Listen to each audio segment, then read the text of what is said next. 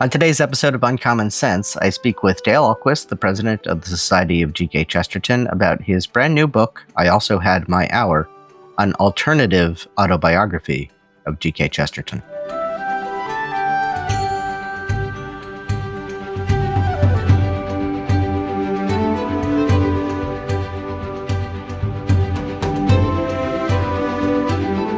Well, hello, viewers and listeners. Welcome to another episode of Uncommon Sense, the weekly podcast from the Society of G. Chesterton. I'm Joe Grabowski, the VP for Evangelization here, and I am joined by a man who probably to this audience needs no introduction, Dale Ahlquist, our president. Hi, Dale. Hello, Joe. God bless you. God bless you. And thank you for joining us. We're very excited today to be speaking about a brand new book release with Ignatius Press. That you've written, and if you like, if you're okay with it, I'd like to just jump right into it because I think that the subtitle will immediately capture people's attention. This book is, in a phrase, an alternative autobiography of G.K. Chesterton. Please tell us what exactly does that mean? Well, I remember when I first pitched it to Ignatius, they were very intrigued, and that very title, an alternative autobiography. What am I doing writing someone else's autobiography after they've already written an autobiography after they're dead for, almost 90 years? So the answer is G.K. Chesterton did in fact write an autobiography, and he did in fact write it himself, but he was criticized, even though he died before the autobiography actually was published. He wrote it was published right after his death. He was criticized for not writing enough about himself in his own life story. He wrote mostly about other people, which, of course, is typical of the man's humility, and his focus was always on other people and not on himself.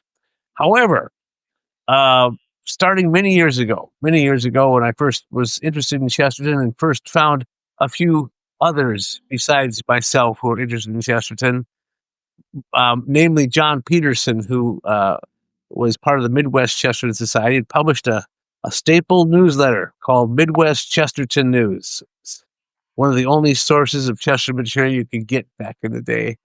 And he would, every once in a while, pull a little snippet, just one or two lines from one of Chesterton's books, or at that time, uncollected articles, which we had collected very few. Just a little personal note from Chester. He writes something about himself, describes something about himself, and he would publish this in a column called "Fragments of an Autobiography." And it's usually 5 or 6 quotes, and it wasn't even in every issue of the newsletter. But I said to myself, "This is really interesting." So I started looking for these things when I was reading Chesterton, where he'd give little hints of himself. And to make the long story short, after many years of reading and collecting, especially the uncollected Chesterton, all those journalist articles and things like that, I've strung together material to give a narrative of Chesterton's life in his own words. It's a little bit here, a little bit there, and it also has strung together quite amazingly and intriguingly well.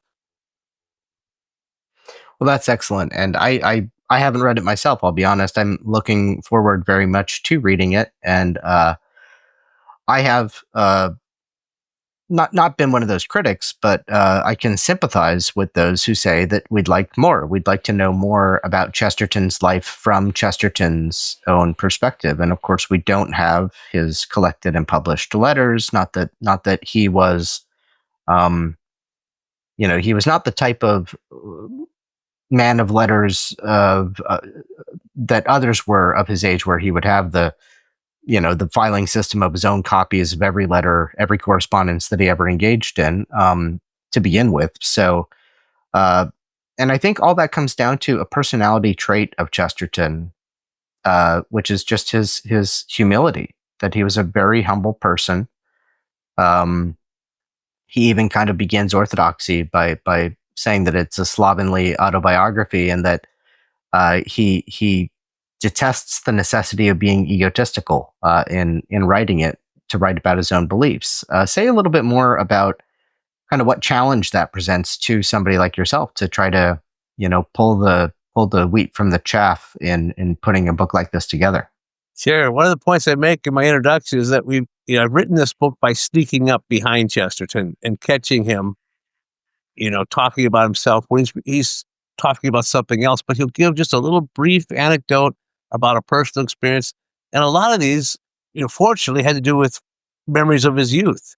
And Hmm. so it was really, you got more about his childhood than I think you get anywhere else. And, strung these together. So you get a wonderful look at late Victorian and early Edwardian England, from a personal perspective, Chesterton's, and just his description of the streets, of the houses.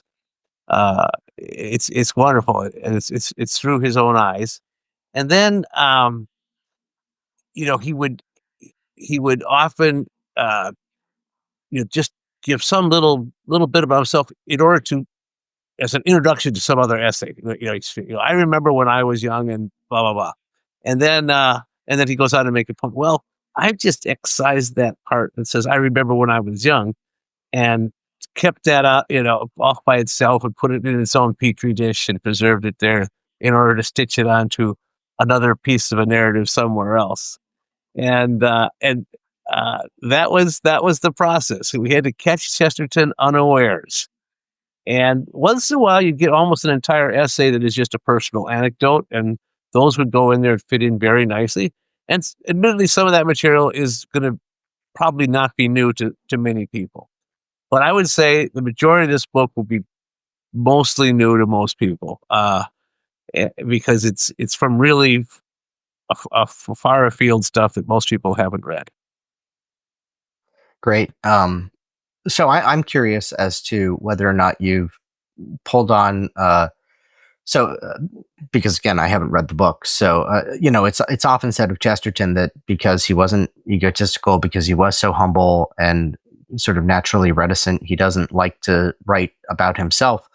Whereas, on the other hand, you could argue, in a certain respect, that just as he's always, excuse me, he's always writing about God or Jesus Christ, even though he's ostensibly writing about other things, he's also very often writing about himself, although he's ostensibly writing about other things. When, for example, he crafts the character of Innocent Smith, I think most famously of all his fictional creations, people look to Smith and say, I mean, that's a portrait of the man himself. Do you extrapolate on any of that, or are you really just taking things that are sort of explicitly first person in his writings?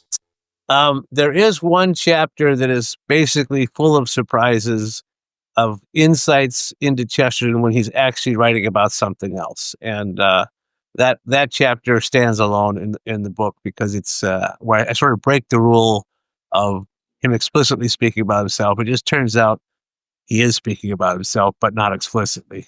But all arrows point to himself when he's making these descriptions, and that's a fun chapter. Yeah, indeed. I mean, that's sort of my favorite thing with Chesterton. It's fitting that for a writer of detective fiction, sort of the scholar of Chesterton very often has to put on the mode of the detective to go after and Oh find yeah, the this find the was definitely subject. detective work to put this book together, and with all the romantic part of detective detection, because it's searching for clues and finding them. Yeah. Well, to go back a little bit, to the criticism that has been levied, so when Maisie Ward's biography comes out, one of the things that is so um, distinguishing about it is the kind of way she's able to flesh out, in particular, I would say, the relationship between Chesterton and Francis, whereas those that have criticized his autobiography, um, would say that he's surprisingly reticent about Francis. I have a comment that I'll make about that later, but what notable gaps would you say, or whether or not we find them notable, but the critics have found notable. What notable gaps would you say you're able to fill in by taking this approach?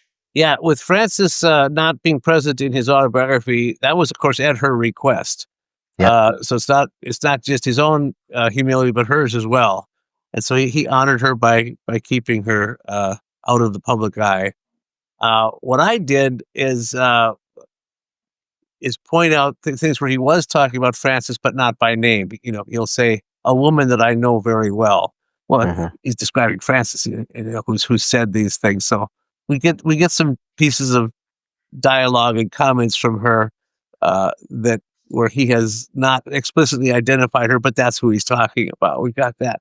But there's also a chapter in the book where Chesterton reveals himself in his poetry, and I've just done a selection of a few very autobiographical poems, and those, just like he writes about the Virgin Mary more in poetry than he does in prose, he writes about Francis more in poetry than in prose, and so some of those poems are included, and they give us some insights into Francis, especially about her own conversion. I think was one of the most interesting things that comes out in a poem.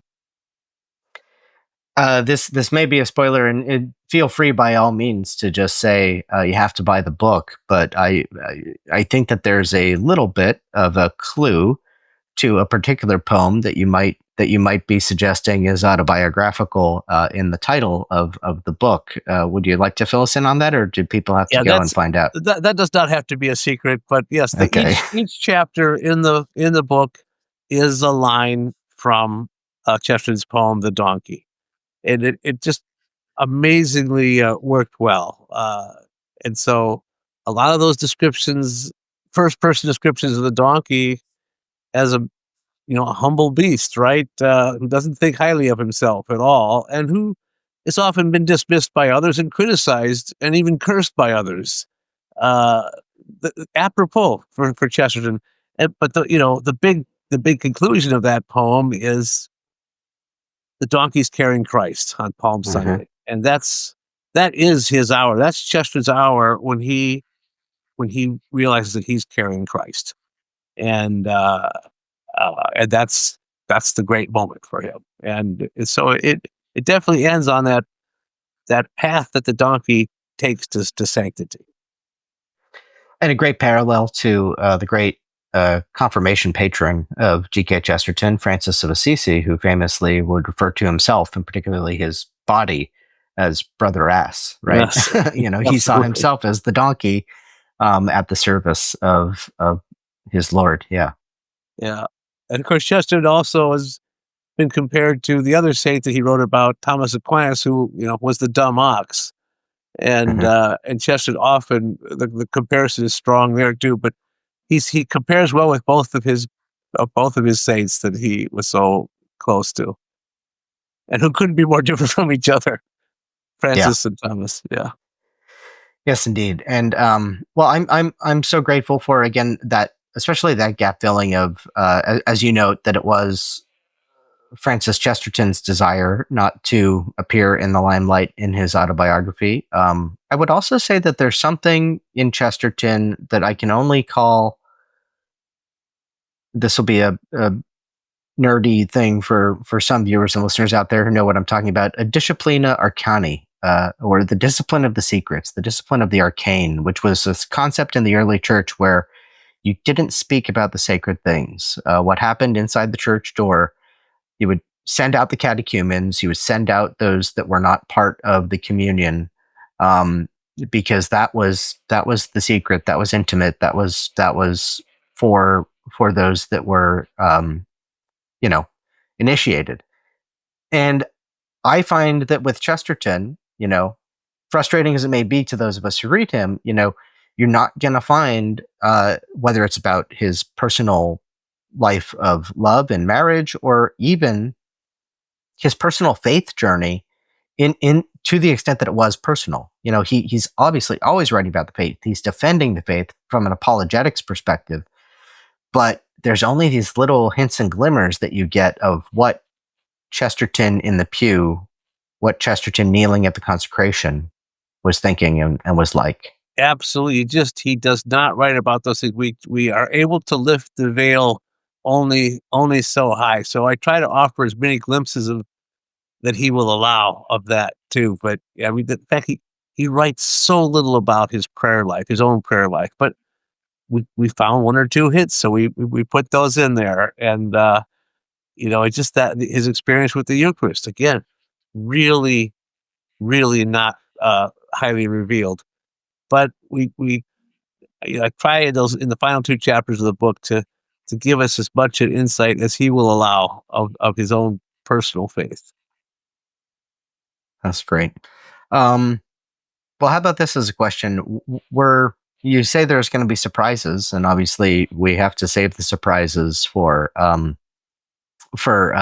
sales purposes and everything. And plus, we all want to be surprised. It's like you don't tell people the end of The Sixth Sense or The Usual Suspects before they see the movie. So, without being too spoilery or big spoilers, can you identify one thing that either surprised you in your research, or that you think is going to be a surprise to many, maybe who are less acquainted with Chesterton, or even those that might be more acquainted who picked up this book? But one of the unusual aspects of the book that I think is a nice surprise is the timeline of Chesterton's life. Now, it's not uncommon to pick up a book and see a timeline at the beginning of it, just so you put things in context. And it's usually 2 pages, maybe. So Mm. the timeline in this book is about 130 pages, and so it's about a third of the book, or not, maybe a quarter of the book. About a quarter of the book is Yeah. is Chesterton's timeline, which is in a way an unvarnished biography. It takes you right through Chesterton's life, all the main events of his life. And that is, I think, one of the most revealing documents in the book, because it shows you not only how busy he was, how many different things he did, how in demand he was as a speaker, but it will give away some of the very famous and unusual people he met, which of course he doesn't write about. He doesn't mention, but there we could put them, you put him in the same room with some very interesting people. Now, like the next issue of Gilbert magazine will show a picture of Chesterton sitting next to Theodore Roosevelt. So he met President Roosevelt. Um, Something he never writes about, but the two of them had a conversation. There's no record of that conversation. Is that maddening? But but he also met people like Bram Stoker, the author of Dracula. He met George Armstrong Custer's widow.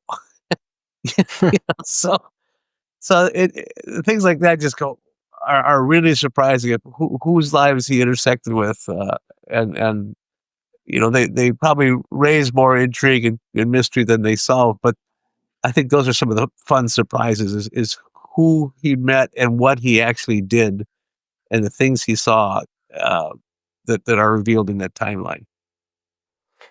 I want to go back to one thing that you said there, because I think this is an aspect of Chesterton's life that even for me, I've been sort of gathering more and more an appreciation for. So I have a kind of personal interest in, or hobby interest in, just pouring through old newspaper archives, and I love seeing things in situ and their original context. I love old Mhm. newspapers.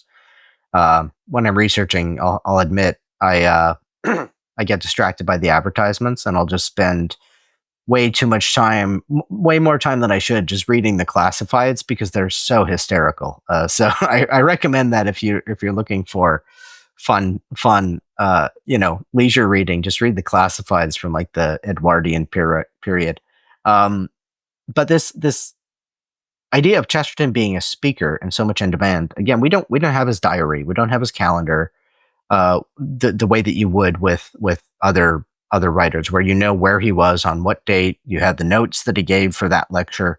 We don't have this stuff, and I think people can maybe undervalue or underappreciate this man who had this gigantic output. We see it on the page. We see all of his written submissions to these various news organs, these journalistic contributions, and we're astonished by that output just in general. But I think we would be all the more astonished if we knew how much he was on the road and in person delivering lectures. Say a little bit about that. Yeah, well, that definitely is shown in the timeline, how much he traveled, how many lectures he was always giving. And one of the notes I make, and it'll come out obviously in the source material, is that a lot of the material in the book are lines from those speeches based on newspaper accounts where they quoted him from a speech. Because that very few actual transcripts of talks have Hmm. survived. That was his own transcript. But there were a lot of good newspaper articles that you could tell they're quoting him verbatim for at least 2 or 3 paragraphs or something like that. And when we started discovering these things, it was a whole new world of Chesterton material that suddenly was open to us. And hunting those down and finding those in the old newspaper archives was just a thrill. You mentioned the advertisements. That's one of the way we found a lot of the uncollected writings, because he'd write for these one-off journals, and the only way there's no record, there's no reader's guide of those journals. But sometimes you'd see an advertisement for that journal. This month in Today magazine, article by G.K. Chesterton. That'd be the first we've heard of it, and then we were able to hunt it down from there. So a lot of what is here is a result of the research that Geir Hostas and I and other people have done in just finding this material Hmm. and then getting it into this narrative form. But boy, what a lot of fun in terms of pure detective work. I'll tell you though, what you said, the number of speeches he gave is incredible. It's just incredible. Yeah, and those lost, or now we're increasingly getting to identify them, getting to find them. But we spoke recently, Lee and I, on the podcast with our episode of fake quotes attributed to G.K. Chesterton, and also then a little follow up where we acknowledged that there are some quotes, there are some things that may not completely be fake. It's just that we haven't identified a source. But if they're plausible, then maybe he did say something at least to that effect somewhere, because he was incredibly generous, especially kind of once he had achieved the fame and the notoriety, and he was sort of the elder statesman of Fleet Street in many people's eyes. These new organs, these new journals would come, and maybe they'd only be running for like 7 months and then fold because they just couldn't get a subscriber. But like Chesterton would contribute to the first issue because he wanted Yep, them to succeed. He wanted to give that's new right. arrivals a leg up. Yeah. And plus some of Chesterton's most famous lines, which we do know, and we can point to the book where they appear. Turns out he actually had used the line earlier. For instance, a thing worth doing is worth doing badly. That came Hmm. out in a Daily News article in about 1903. So the line was already being quoted uh, before he put it into the book "What's Wrong with the World" in 1910. So we found an interview where the interviewer says, "Well, my favorite line of yours is," and then Frances, who was sitting in on the interview, says, "A thing worth doing is worth." She fills it in for, yes, that's it. That's so that's interesting too. Is not only the fake quotes, but the real quotes had a long life, even longer than we think. Yeah, he quotes himself a lot. It's when you start to read it, and it's really fun to see. First of all, because it illustrates the consistency of his thought, Yes. and how much he was still working with these ideas. And that would be the only way, because I don't think he was likely ever consciously going back and reading his own writings. I think he No. would have abhorred that.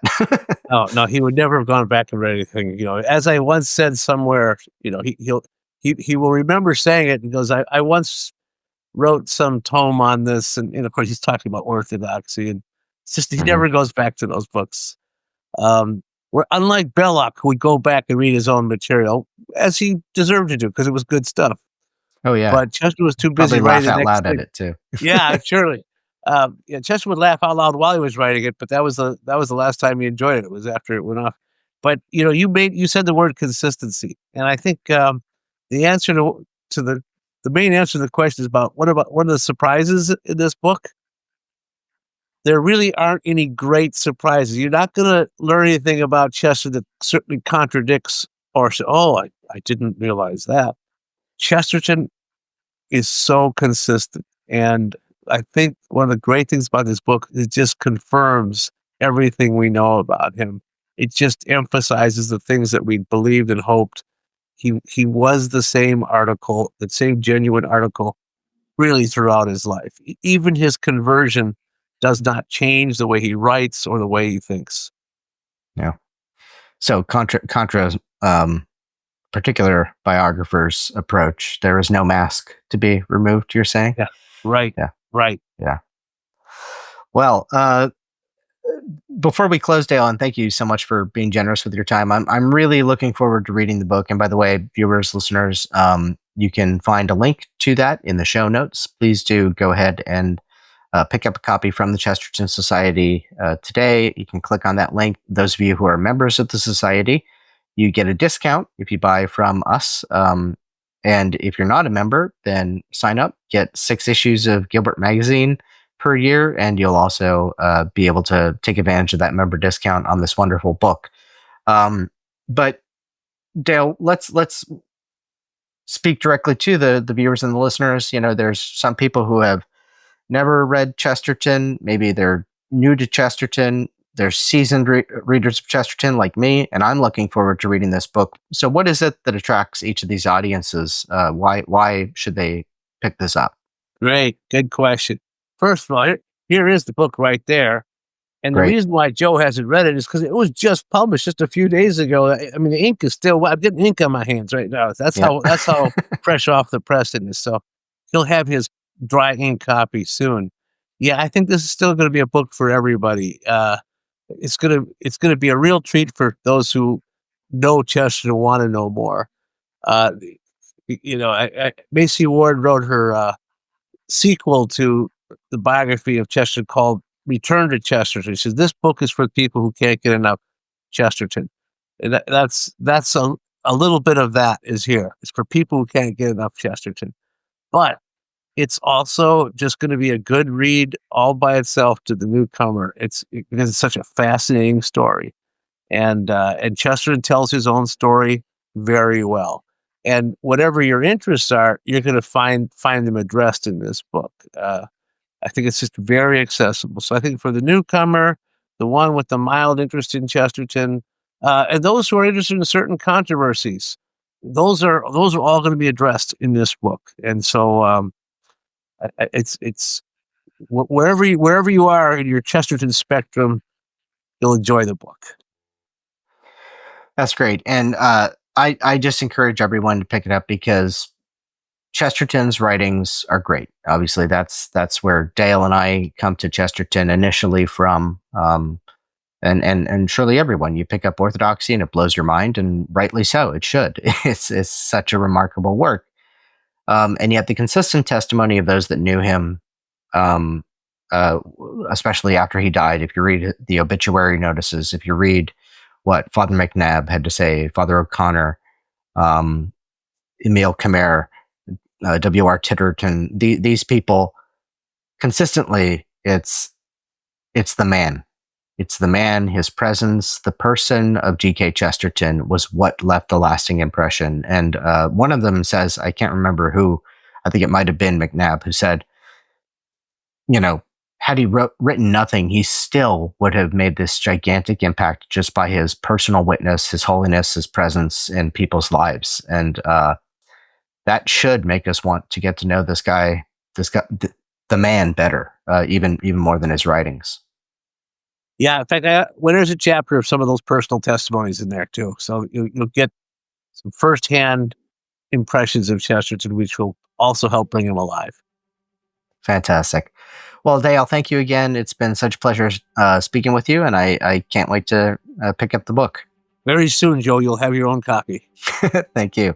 All right. And you viewers and listeners, thank you for joining us. Please make sure to like, subscribe to the podcast, hit the bell to get notifications for all of our videos that go online. We're going to be having a lot of things coming up. We're going to be returning to our live weekly rosary broadcast. So you'll get notified when that's happening, and you can pray with us.